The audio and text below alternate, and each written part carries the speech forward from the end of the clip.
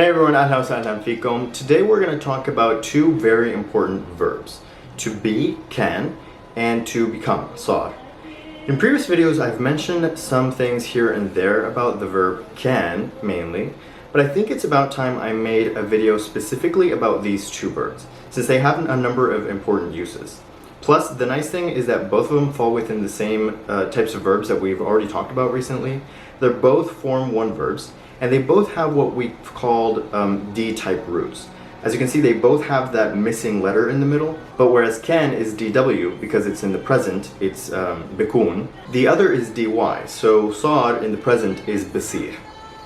Okay, so let's discuss can first. It means to be, and while can itself means he was, remember that as I've mentioned before, in the present, so هو بيكون, the verb has a future meaning, so he will be.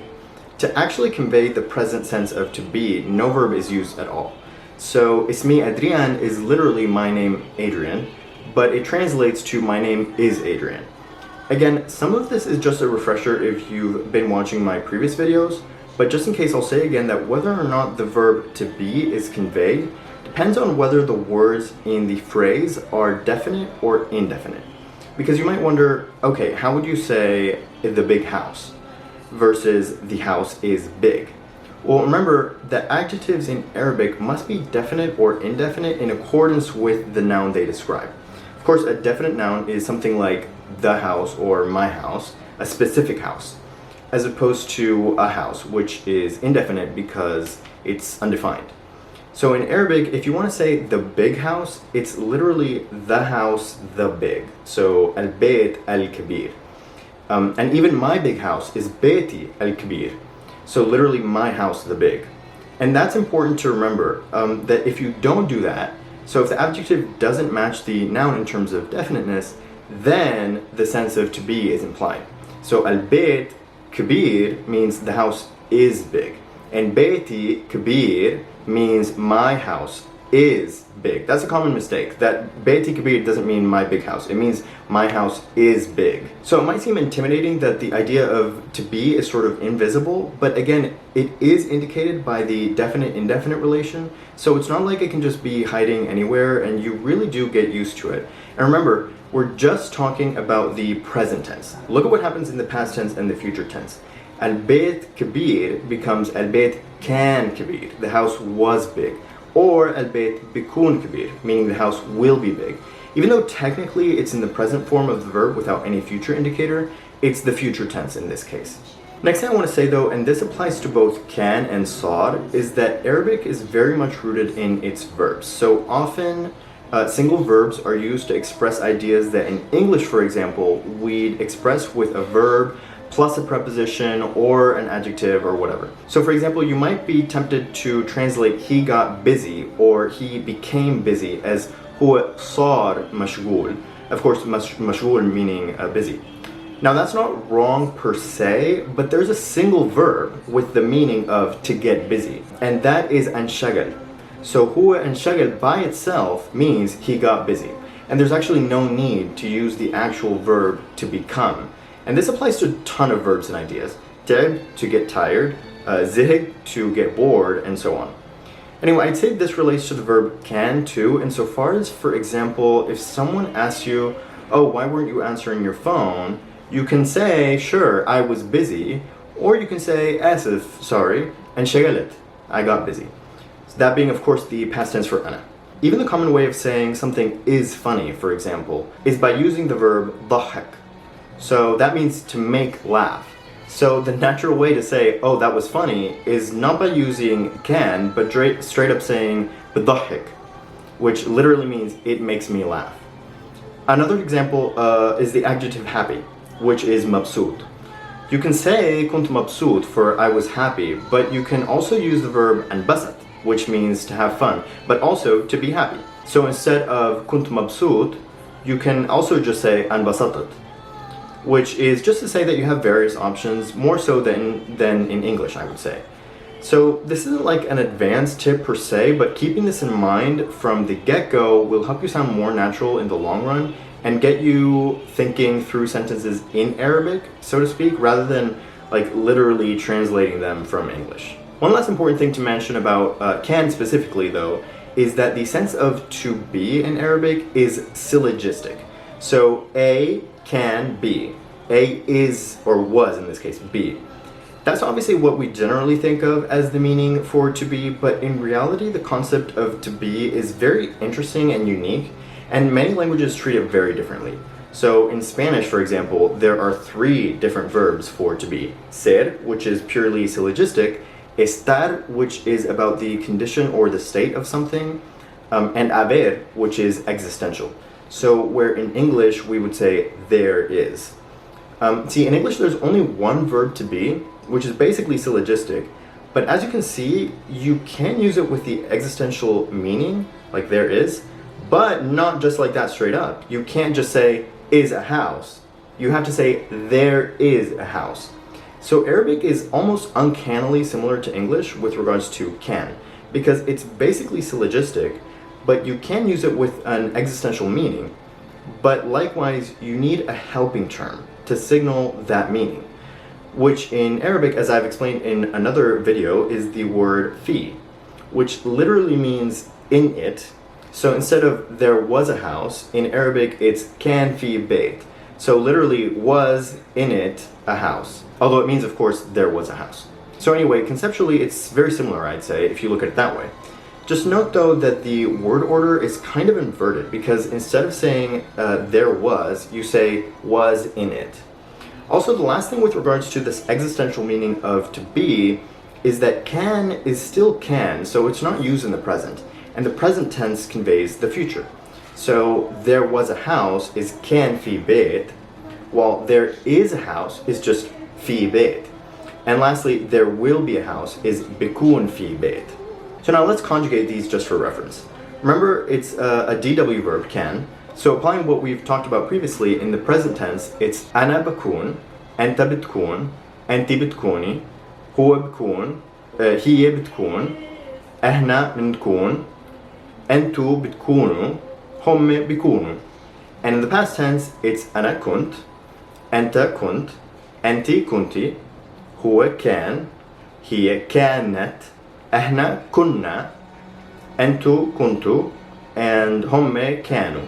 The last thing you want to watch out for is which conjugation you should be using. 99% of the time it's obvious, but specifically pay attention when using auxiliary verbs and stuff like that, because for example, andi means I have, but actually if you want to put it in the past tense, it's kan andi, using the past tense for huwa rather than ana, even though I'm the one who had something.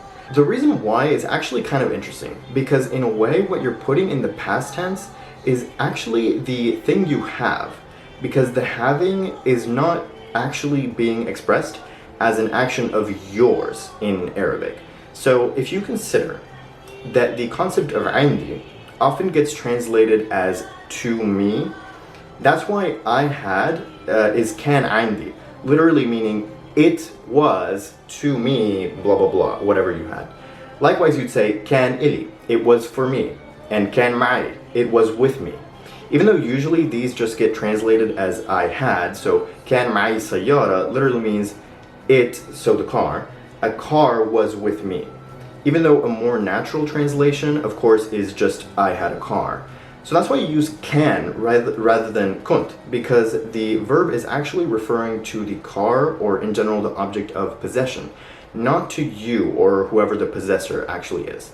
If you want another refresher on expressing possession in Arabic, remember to check out the video I made about the topic, which includes discussion of indi and ma'i and ili and whatnot.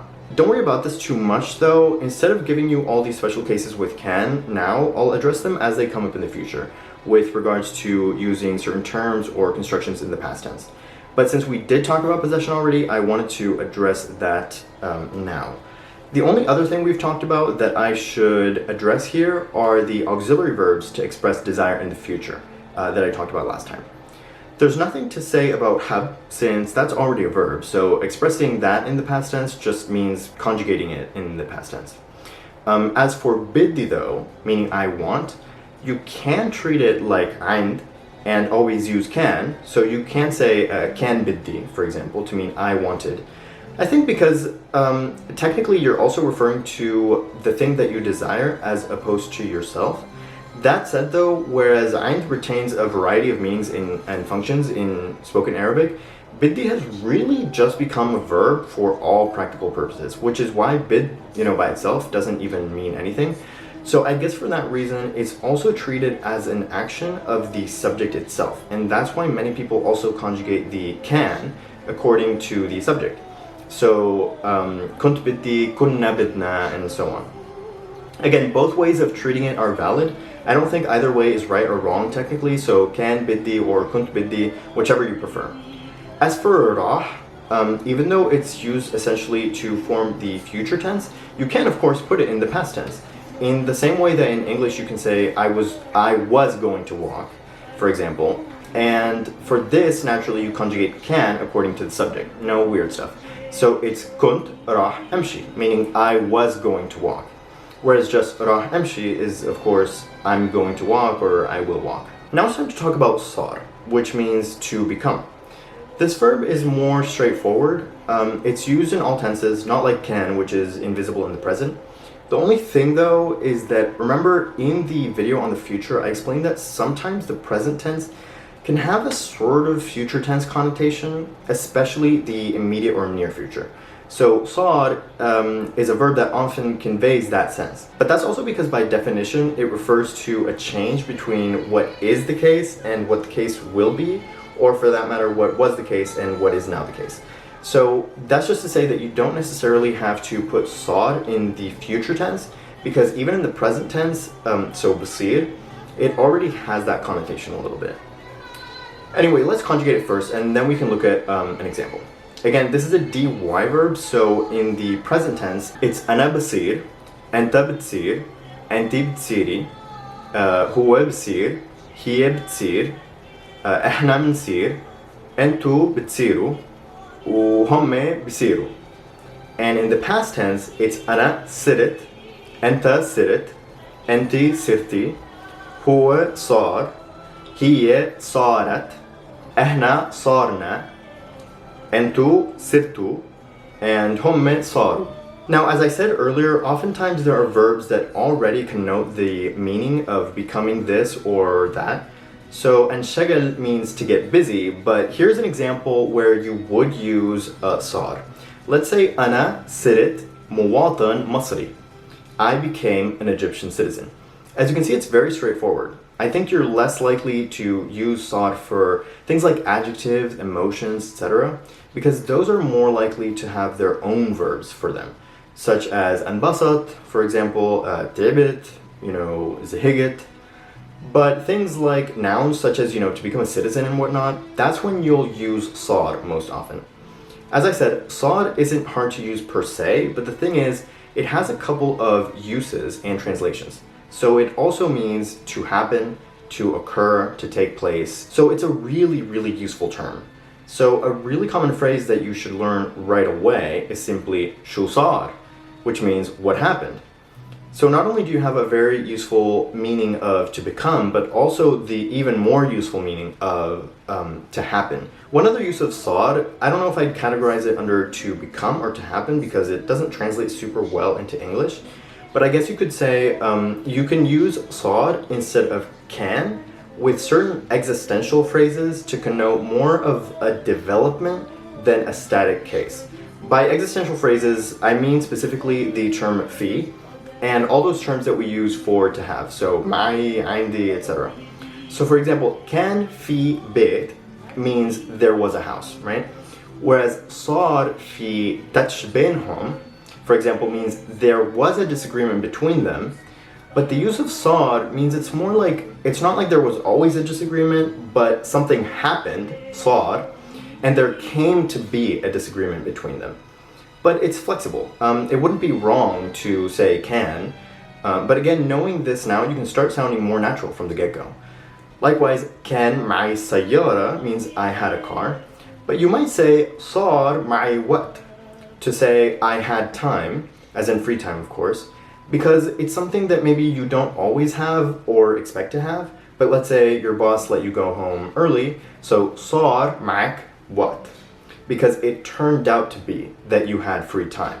And that's a very common thing to say. احكي لي إذا بصير معك وقت, meaning talk to me if you have time, or if it turns out you have, or if you get to have free time, however you want to translate it. As you can see here, بصير is used in the present, whereas can wouldn't be used in the present. So the can version of that sentence in the present tense would actually just be احكي لي إذا معك وقت.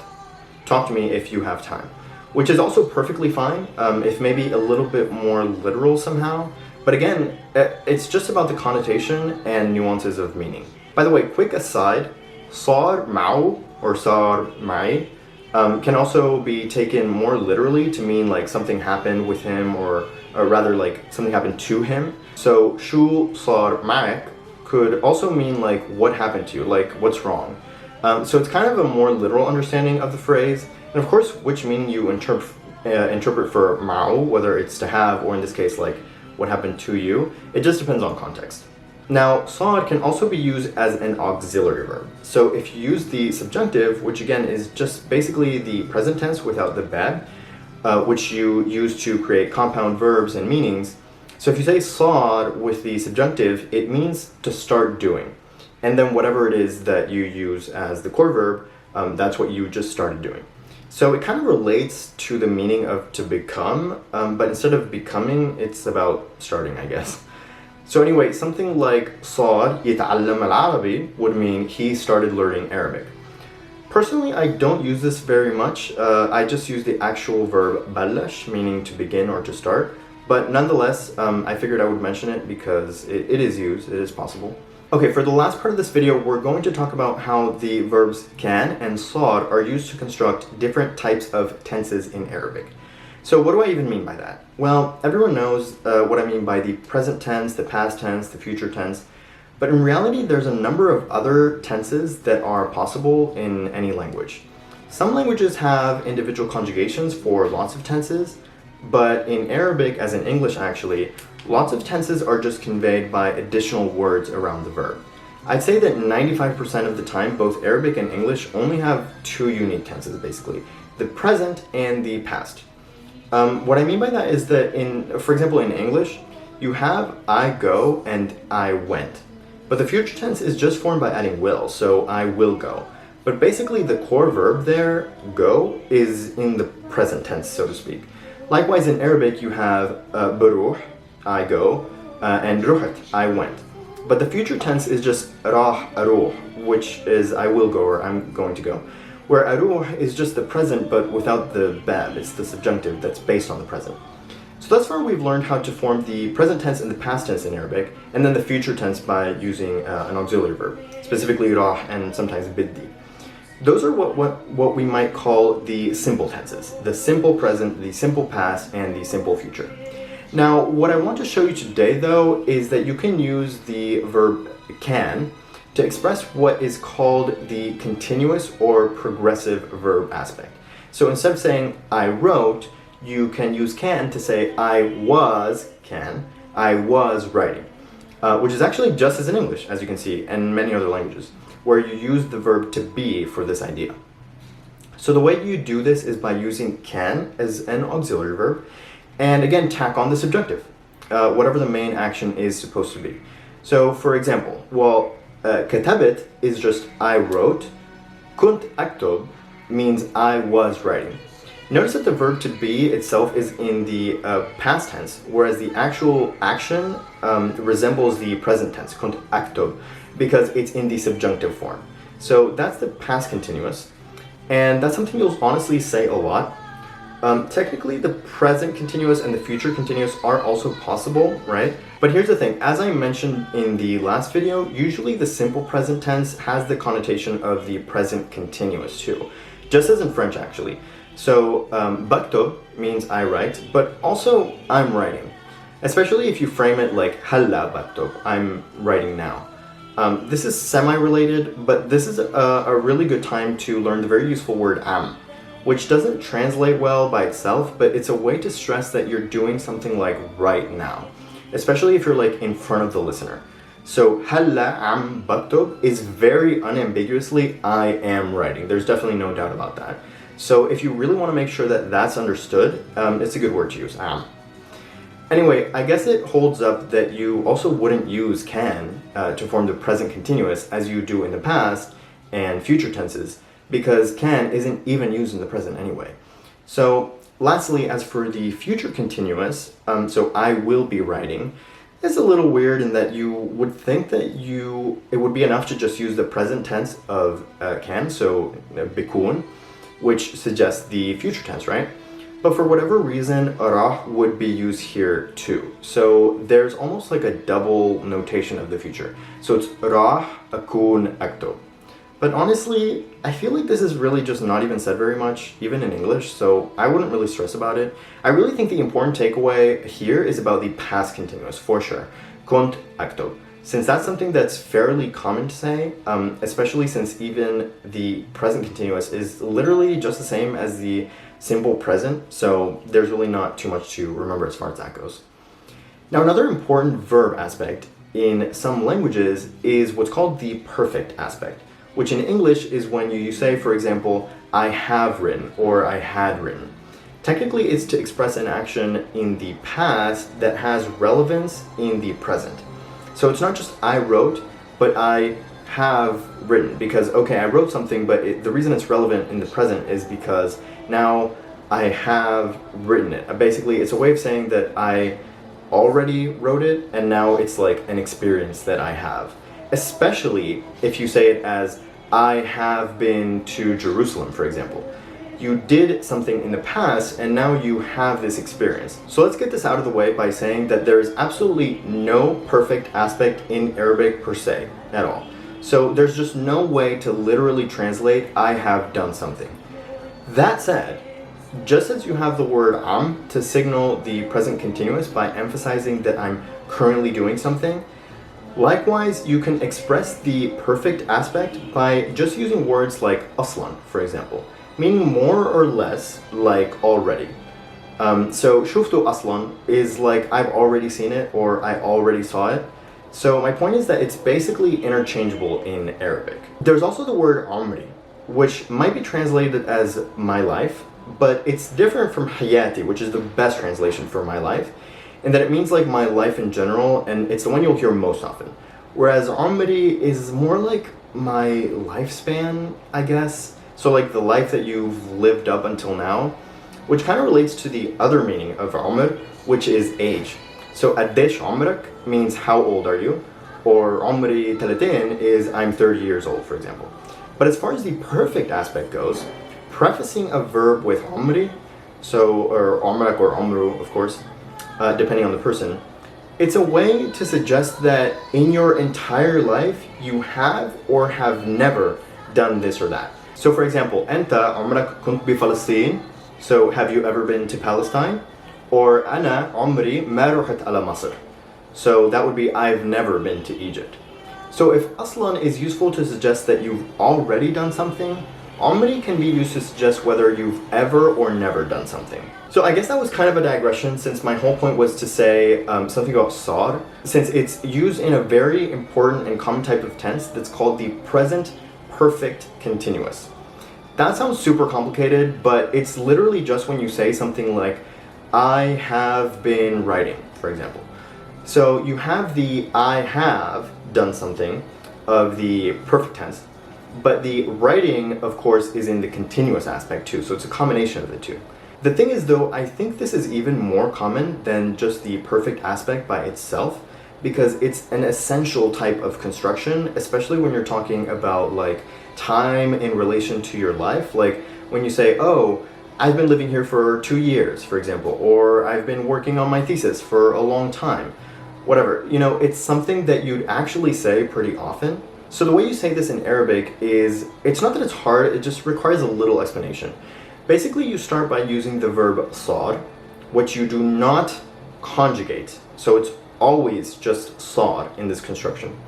And you mark the subject as the indirect object of sar.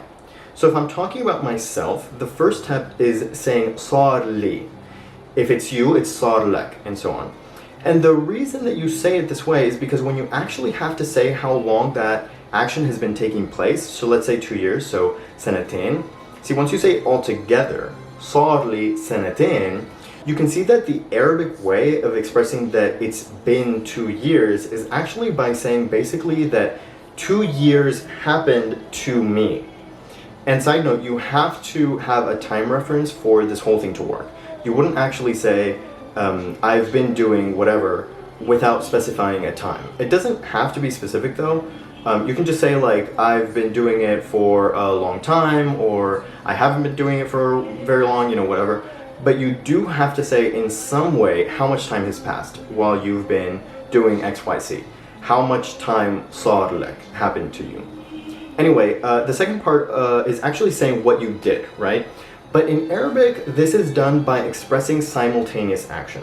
So basically, I have been writing for 2 years is going to literally translate as 2 years happened to me while I'm writing, or, you know, while I was writing. So I guess it's way more literal in that sense, but it still basically makes sense, I hope. Now, the last bit of crucial information today is going to be about expressing simultaneous action in Arabic in general, because obviously you're going to need it for this whole expression. But let me tell you, it's actually so easy, it's kind of mind-blowing. It is literally a matter of connecting the two actions with the word and. So of course, ou or wa. So a natural translation for بسمع الأغنية وأنا بكتب would be I'm listening to the song as I write, or while I'm writing. It's weird and it feels so wrong at first because the verbs seem like unrelated to each other, like I listen to the song and I write. Not to mention that the simple present is also conveying the present continuous in this case. So you have a relatively complex sentence in English that in Arabic seems ridiculously simple. The only important thing to note here is that the second verb has to have the subject. Obviously, in Arabic, you usually drop the subject, and you can do that for the first verb with simultaneous actions, but not for the second verb. In fact, whereas basma wa ana baktub means I listen while writing, actually basma u baktub does actually just mean I listen and I write. It's kind of weird that it does that, but for what it's worth, this will help you identify when someone is trying to express simultaneous action as opposed to just two or more actions, so it's helpful in its own way. Anyway, back to the perfect continuous using صار. Once you express the time frame by saying, for example, صار لي سنتين, all you have to do is add that simultaneous action. So صار لي سنتين وأنا بكتب means I've been writing for 2 years. Even though again the literal translation would be 2 years happened to me while I'm writing, and you could be even more literal and say 2 years happened to me and I write. It's very weird, and I do realize that, and don't overthink the literal translations. I'm just throwing them out there in case it helps you sort of grasp why it's said this way in Arabic as opposed to just giving you random strings of words and telling you to memorize. So yeah, that's how you use صار for the perfect continuous, to say I've been doing something. And that's all I have for today. I know it was a lot, and it was kind of a mix of really important basic stuff plus a lot of tips and even some kind of more advanced constructions.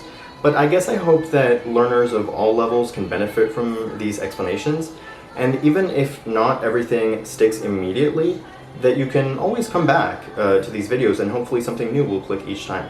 And I keep thinking of splitting up these videos into smaller parts, but at the same time, as you can see with this whole explanation, so many things are best understood together through comparison and application that I feel like splitting things up too much would make it a bit disjointed. So anyway, it's a learning process for me too. So thank you so much for your support, and that's it. I'll see you next time. اهلا حبايبي، شكرا للجماعة اللي بيحضروا القناة. اذا بدكم تكملوا تشوفوا هالفيديوز اعملوا سبسكرايب، واذا شفتوني مؤخرا تفضلوا روحوا شوفوا الفيديوز الماضية بالبلاي ليست، وتذكروا اني عملت مصادر لتعليم اللهجة الفلسطينية بتقدروا تلاقوه بالموقع تبعي اللي مكتوب تحت بالدسكريبشن، وبشوفكم المرة الجاية.